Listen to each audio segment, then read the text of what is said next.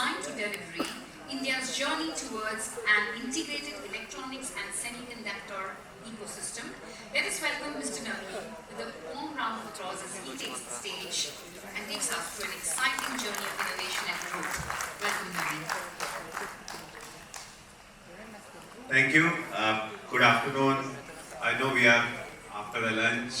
The hall is hardly maybe 1/5 full. Probably it was full in the morning because of more interesting speakers or topics. But I thought since it's 15 minutes, how do I introduce you to the topics of semiconductors and what's happening, what's the challenge, and how do we move just from one particular component to chip design into a bigger system or at scale, what it look like. So I'll take an example, but while yes, there was a topic saying from design to supply and all of that, I thought I'd try to introduce, right, means I don't know how many of you have heard about semiconductors 5 years back. Okay, there are a few hands, right? And how many of you have heard of Marvell before? Okay, there are a few hands as well, right? A few years back, a lot of people didn't knew what semiconductor is. A lot of people still didn't know what Marvell is, and I think the way I describe that is that semiconductors are the superheroes of the technology, right? Right now, if you see the digital transformation that's happening, everybody has recognized and acknowledged that semiconductors is the building blocks of all the future that we have been envisioning from our side. And to get those superheroes, we need to assemble the Avengers, which is all of us, to get to that from a basic chip and then to a bigger, I would say, system out there, right? And then what could the system be? And I have taken an example of a data center to explain to you what it looks like, right? So if you go back to, if you switch to the next slide, we've been seeing over the last 5 decades in multiple eras, right? What started with the PC era, then the internet came, mobile, cloud, and what we are seeing in the last few years is what I'm saying the starting of the AI era. Just little more than 2 years back came the whole announcement of ChatGPT, and I think it changed our perspective of what AI is. It existed for many decades. But really in the last, I would say, 2 years is where the perspective as well as the use started to happen. Each one of us is using one way of AI in our day-to-day life. Especially all of us in Indians in WhatsApp itself, and in many ways using ChatGPT, Gemini, and many other tools, right? The way to look at it is these are the applications that we're talking about, right? Whether it is the Gemini and Copilot and ChatGPT and it's all of that. But how does it work? For us, it looks like it's a prompt, right? We go into a browser or a prompt on a tool or a UI and put our questions, ask something, and then get an answer from that, right? Very similar to what we started doing search through the search engine.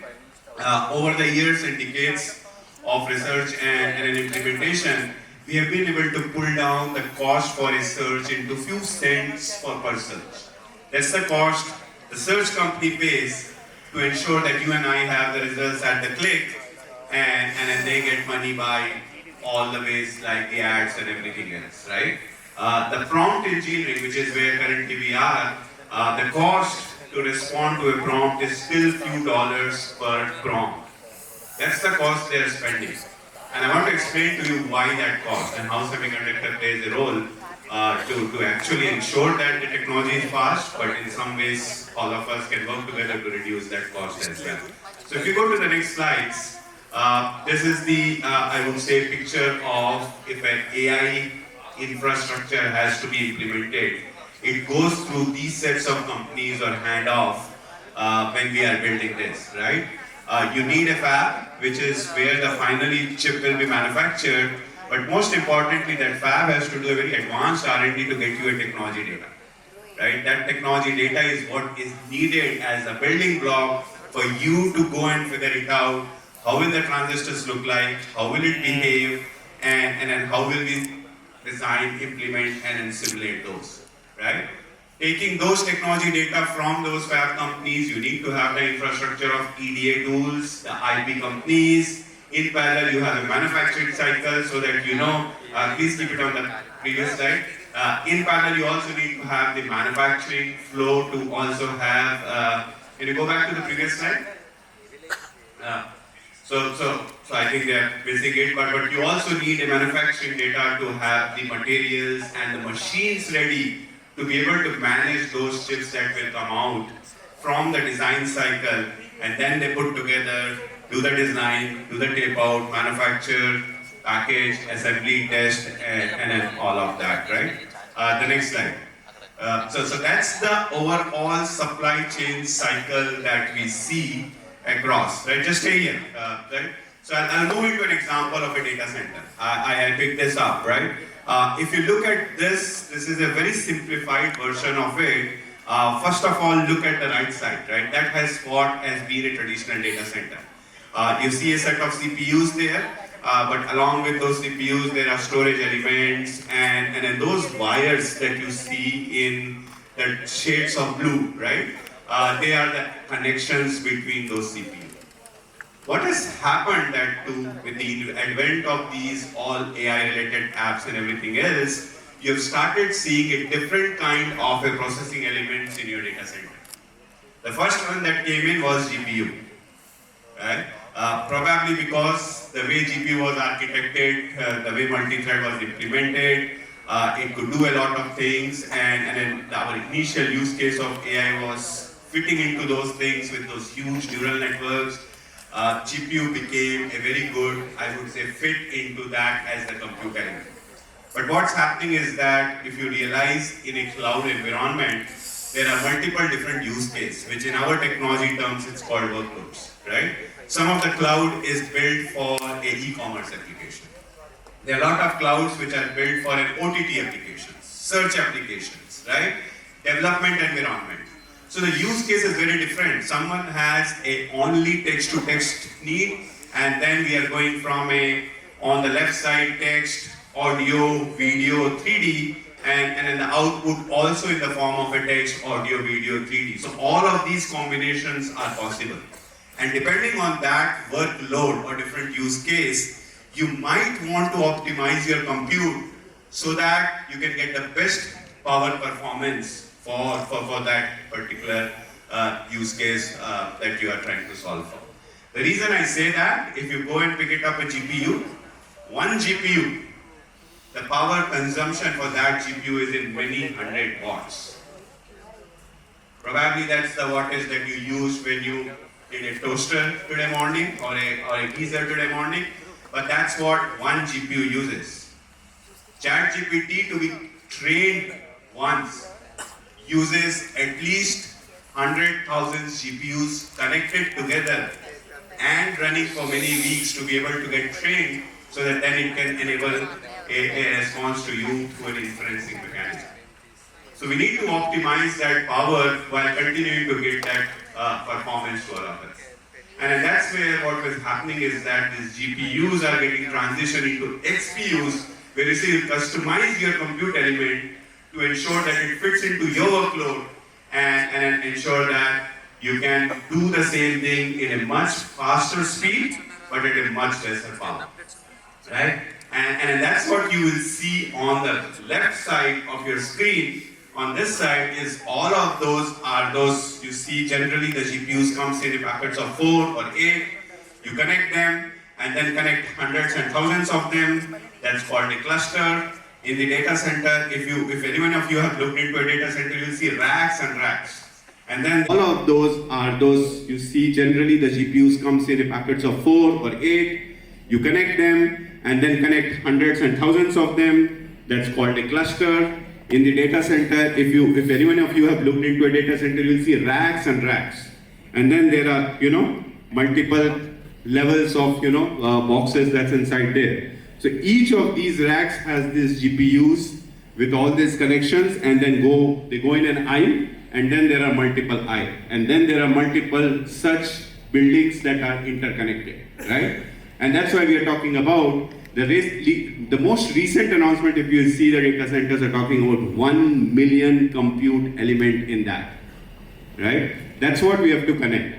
So now you have solved the compute problem through GPU and converting them into XPU. The problem that needs to be solved is the connectivity. What used to happen is that you need to connect these GPUs to GPUs, because many of your workloads cannot be solved by one CPU, one GPU, or one XPU. It actually needs probably 4 or 8 or multiple so that it's distributed. So those GPUs and XPUs needs to talk, and that's what we call as a backend network. You will see in the down part of it. And then sometimes if it is more than 16 or 32, then you need a switch to be able to transform from one cluster to another. So there is a hop and then you go between that. They need to be connected, and they need to be connected at a very fast speed, because the processor, the compute is processing at a terabits speed. The networking is happening in the gigabits per speed, right? So that speed needs to be improved. But not just that, you also have to connect these clusters and aisles, and then the buildings, and then the data centers. So the connections could go from few, I would say, meters into kilometers and into hundreds of kilometers across this thing. And then that networking also needs to improve significantly to ensure that you have the data in your hand at a faster speed, and your compute is not wasting idle cycles waiting for the data to be moved. And what we are seeing is that transformation, that lot of these was the copper interconnect technology, where it was transferring the data, it is moving into the optical world. What was a data center to data center as an optical connection has moved within the data center and has moved inside the rack and is now closed. Now it is very close inside, closer to the server itself. So that's the complexity of a data center that we are talking about, that it is not just the compute that we have to solve.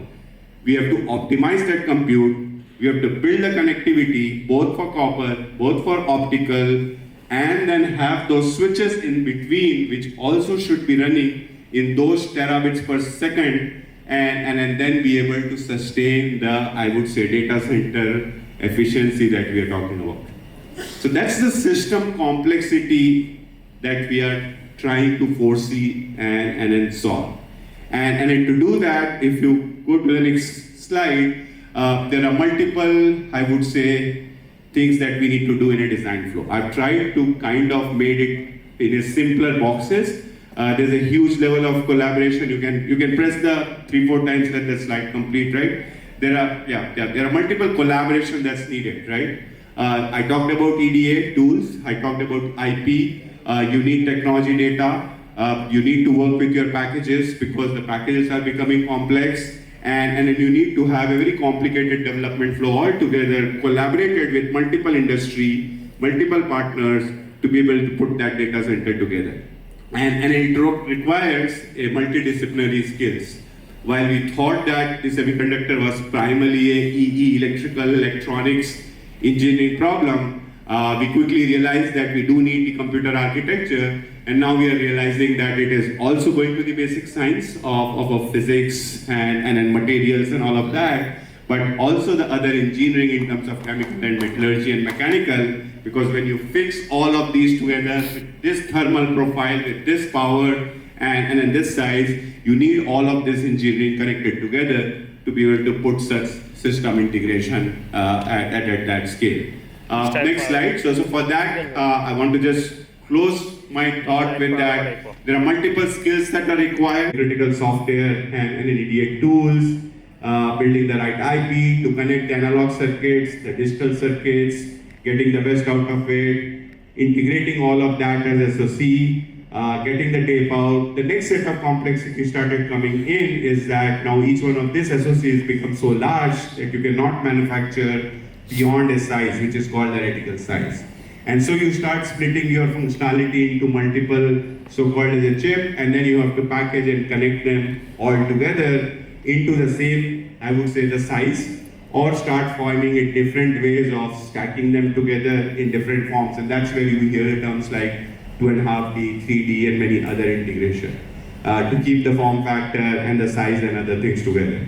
So that's what is the flow that we have, the different skills that is required to ensure that your idea goes through the design, gets through the manufacturing, gets through the test, and is very ready for a system deployment at a scale, right? I thought I'll just introduce the topic to all of you so that you understand what's the challenge ahead of us. Semiconductors is the, I would say, driving force for us to go into the future. The kind of, the technology that we want to use, the kind of future we want to have, which is more brighter, making the world better for all of us. And this will be the building block for that. So with that, thank you. If there are any questions, I can take that.